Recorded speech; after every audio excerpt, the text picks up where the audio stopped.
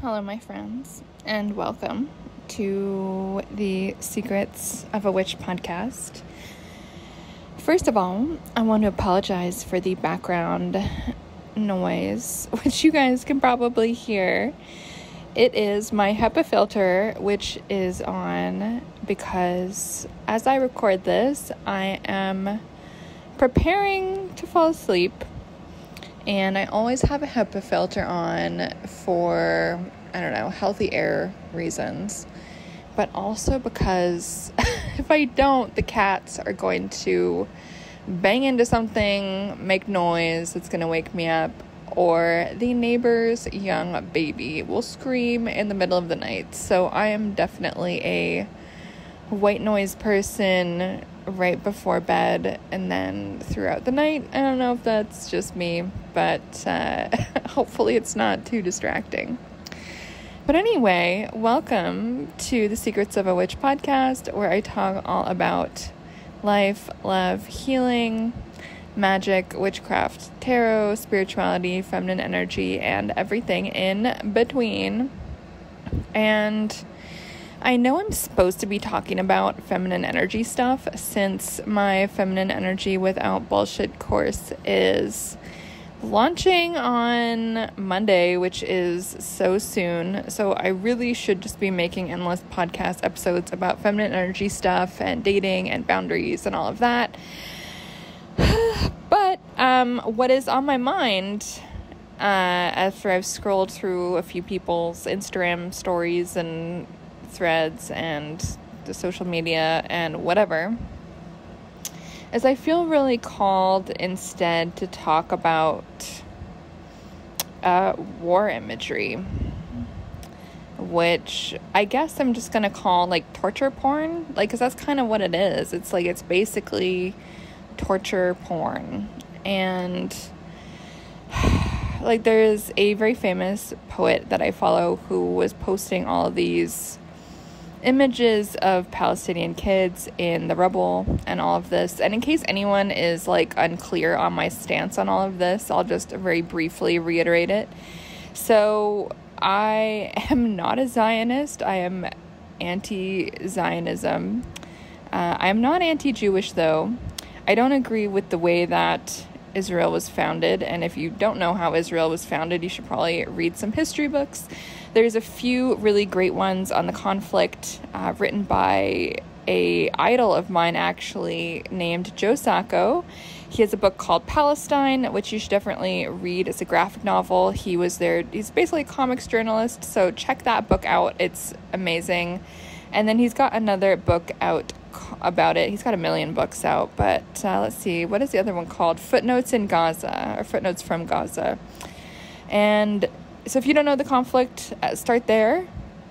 So that definitely informs my opinions about all of this. So that's that. And I really believe that Palestine is basically occupied territory, violently occupied territory, and I don't believe that Israel should basically be doing what it is. I don't believe Israel should ever have been founded in the way that it was. I don't agree with it. I know that might be not pleasant for some folks to hear. Again, I'm not anti-Jewish. I understand the history of that area since the Second World War, and it's just not a vibe in terms of what was done to Palestinians violently to displace them, to basically colonize them, imprison them, all of this type of thing in service of this concept of Israel, right? So for me, I'm not into that. I believe that it's possible for people to live together in non-theocratic states. But anyway, episode is not going to be about all of that. I just want to let everyone know that my heart goes out to everyone who has died with all the craziness. And if we're all witches, I think we can definitely be lighting candles, praying, sending some good vibes, holding vigils,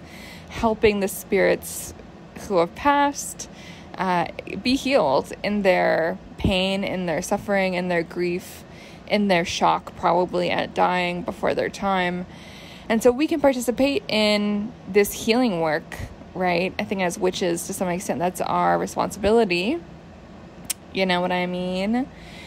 And so what I will say, though, is like my heart is more than anyone else with the Palestinians. I think Palestine should be liberated. I don't agree with the occupation. I just don't agree with it. And so I highly recommend everyone educate yourself. But aside from that, let's just like bracket that to the side for a minute. So regardless of whose side you're on or what your stance is on this, or if you agree with me or if you don't, either way, one of the things I wanted to comment on today was just this proliferation of like violent war images of like children with their heads blown off and arms everywhere. And the one I just saw was like a bleeding kid under rubble and everything. And obviously, like, we've all seen a ton of these images circulating over the past little while, and it's mostly like violence against Palestinians. Obviously, it's horrible. Like, again, like I said, my heart is more than anyone else in this conflict with the Palestinians. They had no say in this. Like, you know, they got their territory occupied. Everything is fucked up. It's not cool, to say the least. At the same time, like, and I'm really glad that I'm seeing a lot of people in my feed support the Palestinian cause. Like, that makes me glad that people are informed and, you know, agree with me. It's always nice when people agree with you. But that being said, I don't think it really achieves anything to continually subject ourselves to these images. You know, like, what purpose does that serve, to be constantly sharing dead children on your Instagram feed? What good does that serve, to be constantly watching these, like, horrific videos of horrible things happening? Because I think, yeah, we can advocate politically if we feel so called. We can call our politicians, we can write letters. If you want to protest, I guess go do that. Like, I'm not going to do that. I find protesting a little bit pointless, to be honest with you, at least in the contemporary era. But I don't know, some people are going to disagree with me on that, and that is a-okay. But my point is, I don't think that it makes us more effective as political actors if we subject ourselves to basically what is endless images and videos of torture porn of children. I just don't think that we need to be doing that. It doesn't serve them. It doesn't serve us to see that again and again and again and again and again and again. So it's like, once you've seen one, you've kind of seen them all. And yeah, it's absolutely awful. It's horrific. There's no words for how bad it is. You know, at the same time, has similar things happened elsewhere? Yeah, absolutely. Has it been bad elsewhere? Yeah, absolutely. Violence is violence is violence is violence. And I'm a little bit disturbed, I think, to observe a thirst for imagery of violence and imagery of, like, horrible things in order to be sympathetic or to rouse sympathy. So where this makes my brain go is, as an adult, you know, around the issue of rape. And those of you guys who followed my work for a decade, you guys will know my credentials are I am a 2-time rape survivor. And I can laugh about it now and, like, make jokes at myself and, you know, speak in that way because I'm more or less, like, healed from all of that. And I don't mind sharing my story to inspire other folks to heal. But what I don't like and what I've always found deeply disturbing was when I did have those experiences, like when they were much more immediate to me, back when they happened in my early 20s. It always disturbed me when people are like, oh, well, give me the play-by-play. Like, what happened? Like, paint the picture for me. You know, what did they look like? What did they do? What did you do? What were you wearing? Blah, blah, blah. And it's like, they want to know the whole play-by-play, the whole imagery of it, before they can decide if they want to be sympathetic.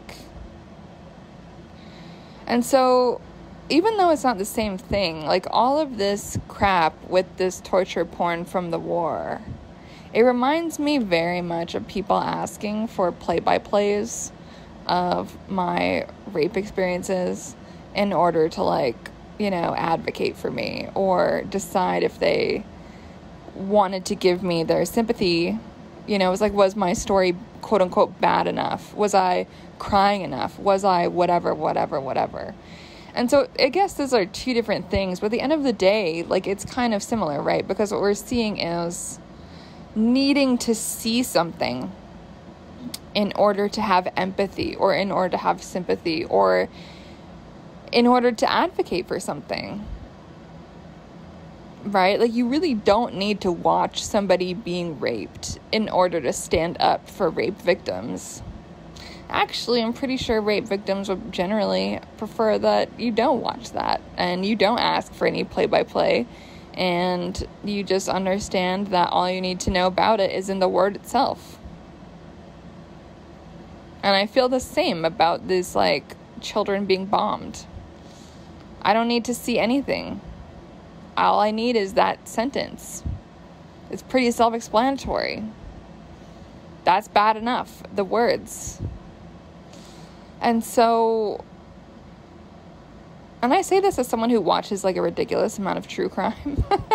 For other reasons that I'll definitely get into in another episode, is my take on this is also quite controversial, of why I think a lot of women especially like watching true crime. The TLDR is, I think there's satisfaction of the person getting caught and getting the consequences, because that, like, almost never happens in real life for most people that I've known. So I think there's that. But anyway, that's another topic, another episode.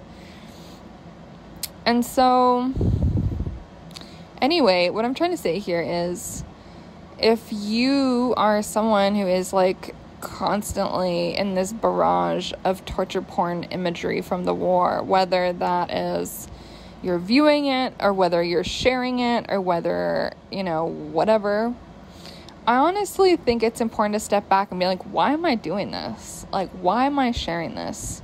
And unfortunately, I think often the reason is, and by the way, let me just interject, I think it's one thing to share it, like, a few times to raise awareness at the beginning of something. You know, I think I might have shared a documentary from, I think it was at least from 10 years ago. It was a documentary about children in Palestine, which you can watch on Netflix. So I shared a little bit of video from that, my point of sharing that, as opposed to stuff in the war today. And I might have shared one or two things from the war today. Not today, but, like, the most recent one that started recently. But I shared that Netflix documentary because, first of all, it's a narrative documentary. So it's going to be an hour or so that people are going to have to sit and watch something without interruptions, without any social media commentary. It's a documentary. Obviously, documentaries have a perspective, but it's very different when you sit down and literally watch something from start to end and focus on one thing, right? And social media is just, like, random stuff all the time, taking our attention. We're not focused. And the other reason I shared that was to show this is not a new problem. So a lot of people on my Instagram feed seem to have just discovered what Hamas is, like, literally a week ago. And, like, it's just ridiculous. Like, I've argued with people in my DMs about stuff that didn't know anything about how Israel was founded or anything like that. And I've had even some people say, well, like, you know, well, the land claim is, like, the holy book. And it's just like, well, that's not really how it works. But anyway, I'll put that aside. My point with that is a lot of people learned about all this stuff very recently. And I think in order to hide or, like, occlude that recent learning, a lot of people are being very loud in sharing their newly hatched political opinions and or historical knowledge. Like, it's very bizarre to me to observe this. And it's interesting to me because this is a topic that I've cared about very deeply since I was 16, 17. I read Joe Sacco's book Palestine when I was 17 in my first year of undergrad, and I actually had, this is crazy, but when I was 17, I actually had my dad order for me on the internet, and this would have been in like 2007, a keffiyeh from Palestine for me. So it was like, literally, thank God I found it. I'm glad I didn't like toss it out or whatever, or it didn't get holes in it from being eaten by moths or something. And I'm actually excited to start wearing that again. And that's not to say I'm cooler than anyone, because I've known about this for longer than perhaps some people have. You know, we all have our ignorances. We all have our things that we know about. With the whole war in the Ukraine and Russia, I didn't really know too much about that. Like, I grew to have an opinion about it, but I am nowhere near as informed about the conflicts in that region, like, at all. And I don't mind saying that. You know, I'm happy to say, oh, there is some gaps in my knowledge, and I'm really excited to learn more because, damn, the world is a crazy place. You know, I would like to see more of that from people. You know, there's nothing wrong with saying you don't know. There's nothing wrong with saying a situation is complex or confusing, or that you just need to read more. Like, honestly, the world is endlessly complex. And I think, unfortunately, North Americans really love to just think everything is painted with a broad brush and it's not complicated. And it's just a bit interesting. You know, it's very easy to get into a Wikipedia hole and, like, look at the 20 bazillion different ethnic groups in any of these regions, whether that is, I don't know, like, somewhere like Russia, Ukraine, that region, or whether we're talking, like, Middle East. It's, like, there's such a diversity of people with different interests and conflicts, and the histories of, like, everywhere in the world are so interesting and have this endless depth. And it's okay if we don't know something. You know, like, there's some countries in the world that I'm sure I've barely heard of, right? And it's okay to not know everything. And so why am I bringing that up? I'm bringing that up because I think oftentimes people are sharing all this stuff, like, endlessly, in order to, like I said, hide the fact that they just learned this thing that they're talking about.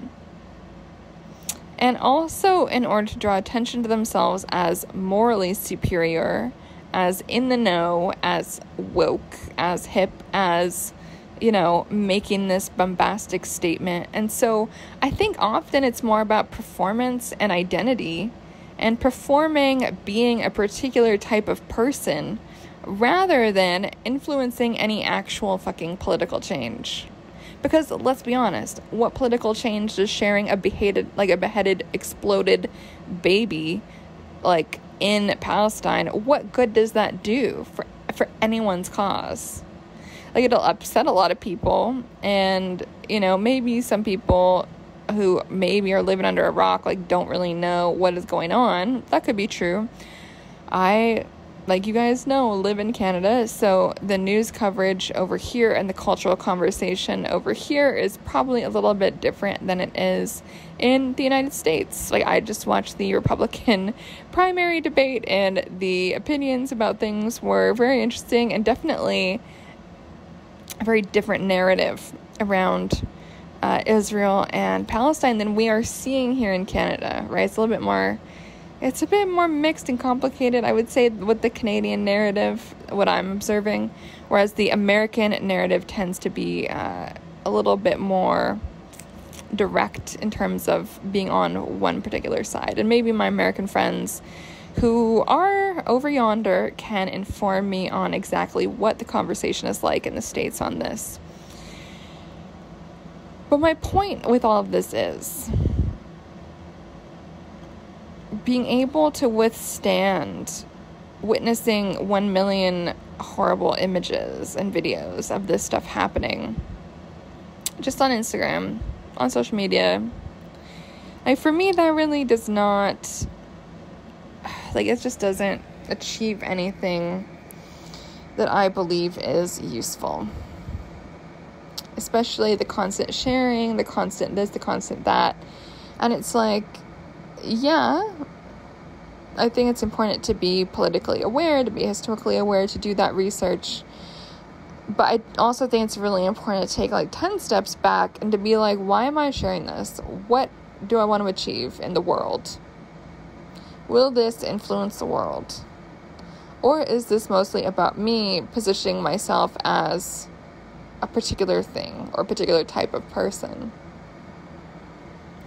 And so one of the arguments I often hear about this is, oh, it's just about raising awareness.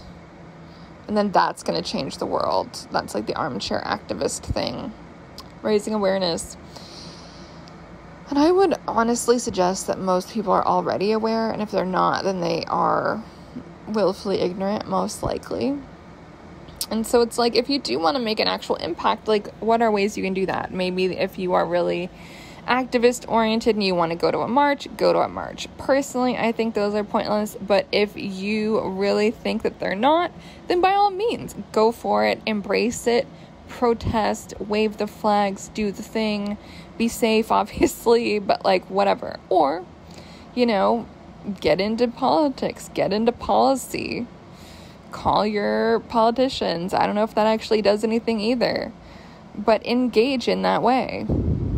Engage in some kind of way, advocate for something, do something that will actually move the needle. Because I really don't think anyone with actual decision-making capabilities is going to be logging on Instagram being like, oh, Bob and Emily just shared this video of a child exploding. I'm sure that now I'm going to switch my decision on what I'm going to be doing. And it's just like, I just don't think it works that way. And obviously there's power in numbers, absolutely. But I think there's, like, it's just so much more complicated than just, oh, well, the public populace says this, so therefore I'm going to do that. There's a lot that happens behind the scenes in politics that you and I know nothing about. And there's a lot of global complexities when it comes to public relations and like relationships between countries. That can be pretty complicated. And again, I'm sure all of us just know the tip of the iceberg. And this is not me saying there's a conspiracy theory. I'm not a conspiracy theorist. I'm just saying that I'm sure a lot of states, a lot of nations keep a lot of things hush-hush for the interest of national security. I think that's a pretty normal thing. And then eventually information comes out. And great, we all averted crisis, right?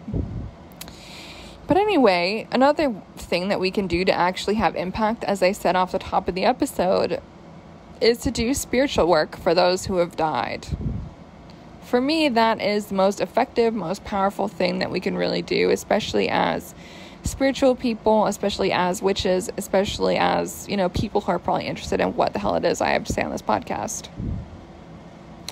And so if you've done your letter writing campaign, whatever the hell it is you want to be doing in that typical mundane political sense, if you do feel so moved, and personally, despite my politics, that is not something I'm going to be spending my time doing.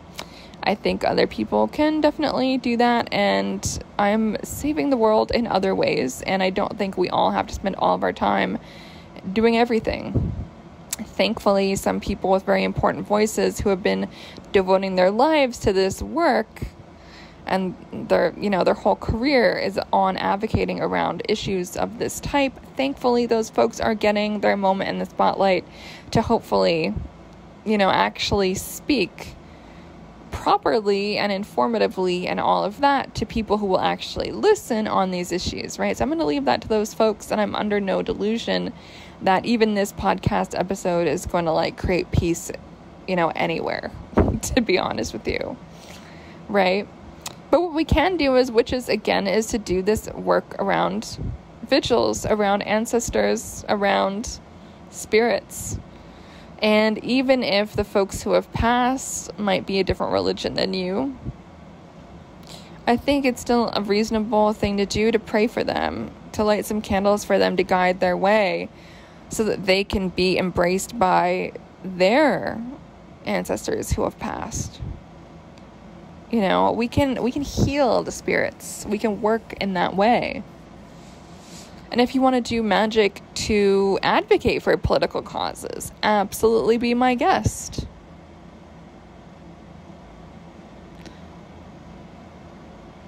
So for me, like, that is all so much more relevant, powerful, provocative, interesting, effective than, I don't know, posting these constant torture porn images.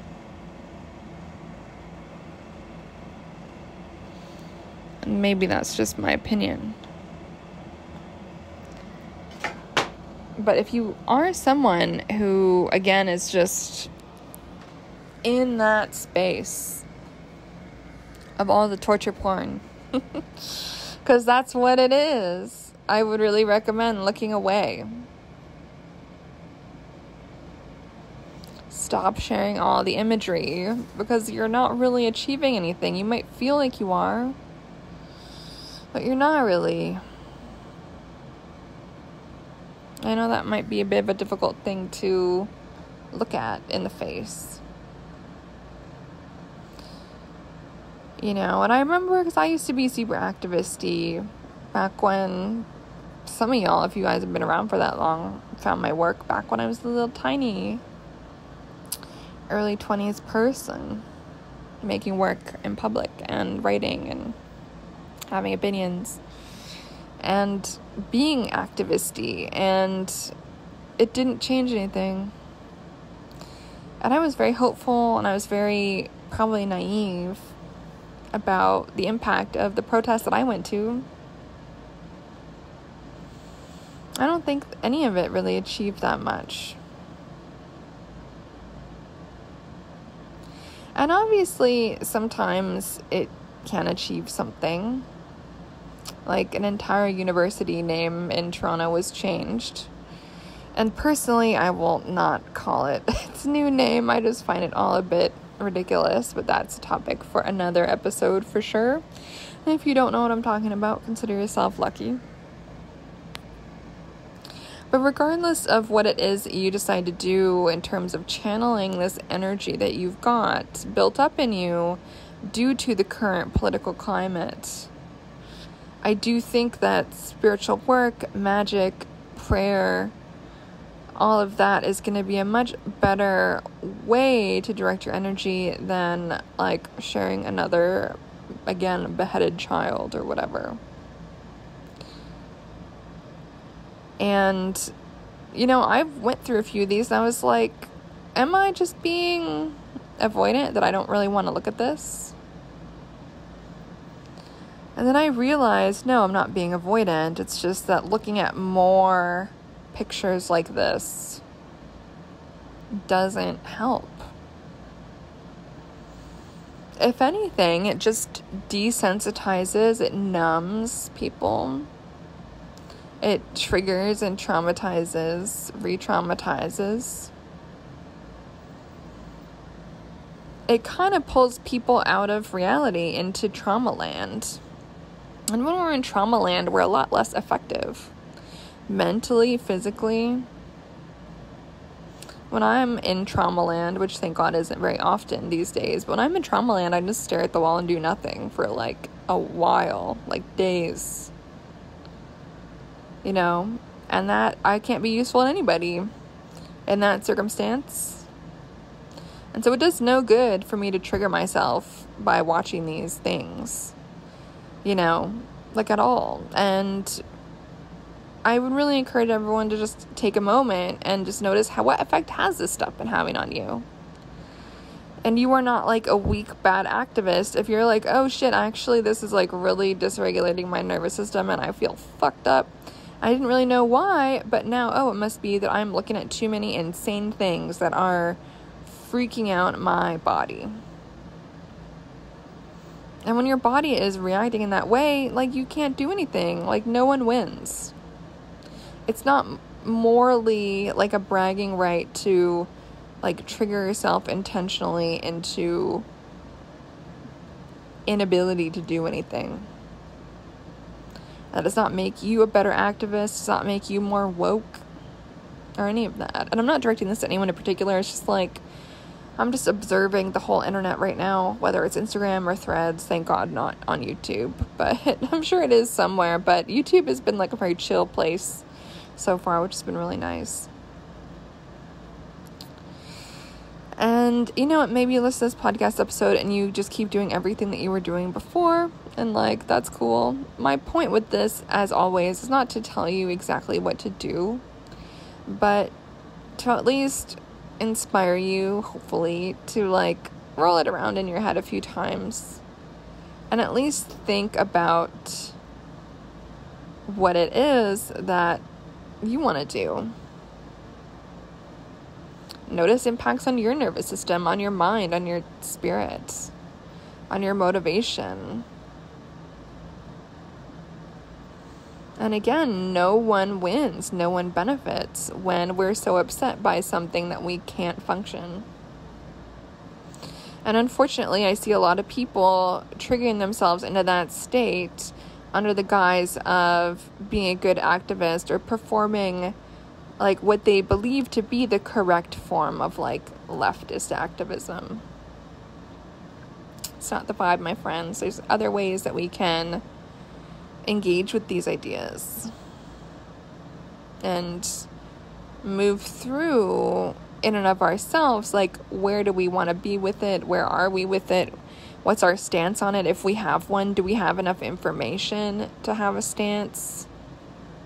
Even if we don't have time, don't have the emotional bandwidth to, like, at the moment, to have a stance. You know, maybe you literally are going through some crazy shit, or maybe you're just not, but you just don't have the capacity to go into like PhD scholar mode and learn the entire history of the Middle East.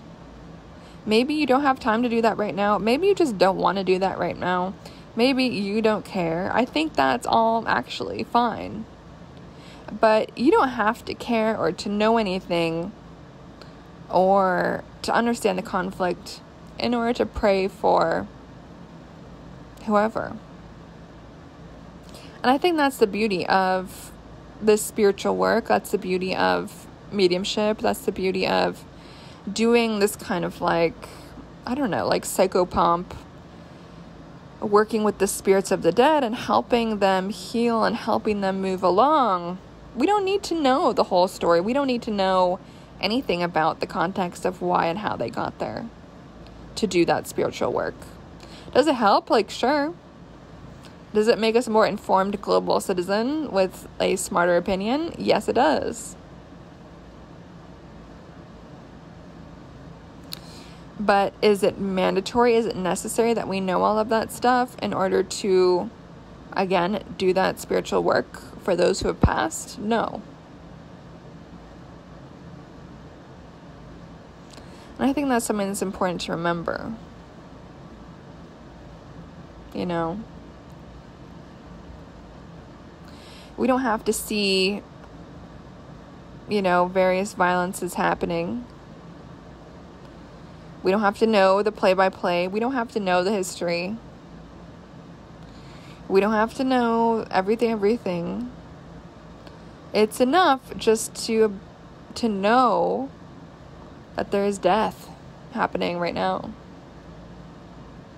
That is, in many ways, as witches, all we need to know to get started in helping to heal what is going on right now. And that is something I would really recommend everyone think about and maybe even begin to do, rather than scrolling endlessly on Instagram and all of that with the videos of all the horribleness. And that's what I have to say about that. I've got a lot more to say about that, but I'll leave it there for now. So I know it's a really contentious topic, and I did mention a little bit about it on Instagram back when this first started. But I've kind of stopped because I'm a little bit sick of sharing about it, and sick of arguing with people about it. I just won't do it anymore. No, thank you. And because I'm much more interested in talking about, like, spiritually what can be done about this. And I always find it really interesting when people are sharing a lot of images on the internet, but not lighting a candle for the dead. Okay, that's all. I've rambled for long enough already. I'm sure I could talk for many more hours about this topic, but I'm just gonna leave it there. Hopefully that's some food for thought. If you're offended, I'm sorry, but I do think it is important to work through all these issues, work through these ideas, and also frame it as, okay, I'm a witch, so now what? Have I done spiritual work for these folks yet? Not yet. But is it something I've been thinking about since it happened? Yes. And will I, when the time feels right and I feel moved to do so? Yes. And a part of why I'm waiting until the time feels right is sometimes the spirits are not ready to receive you. And I talk about this a lot in my group coaching with my Magic Without Bullshit folks, actually, as well as in Ancestor Magic and my Tarot for Mediumship class. I'm pretty sure I talked about all of that in there at least a little bit. But you will know if you feel called, whether it's tomorrow, whether it's 2 months from now, whether it's 4 months from now, these spirits will still be dead. And so you can still do that work to help them and to send out your good vibes and your healing and your bright light. Okay, that's all for now. I'm done. As always, my website is sabrinamscott.com. My Instagram is sabrinamscott. My YouTube is youtube.com/sabrinascott. You can buy some cute hoodies and everything from my store on the internet at shopsabrinamscott.com. I've been wearing my gray beanie with my name on it, with my little logo, and my Abundance Mindset green crop hoodie. That's been my outfit, my uniform for the past week or so. It's so cozy, and it is freezing rain here in Toronto, so I don't know if it's cold where you guys are, but if it is, it's hoodie weather, and it's time to grab one from my store. Okay, friends, that's all I have to say. Obviously, Feminine Energy Without Bullshit is launching on the 13th for the new moon. The astrology is chaotic, so it's a bit of a weird time to launch something, but I'm just going to do it anyway because I feel like it. And my Black Friday sale is on November 25th, so mark your calendars, my friends. And I will touch in with y'all soon. All right, much love. Bye.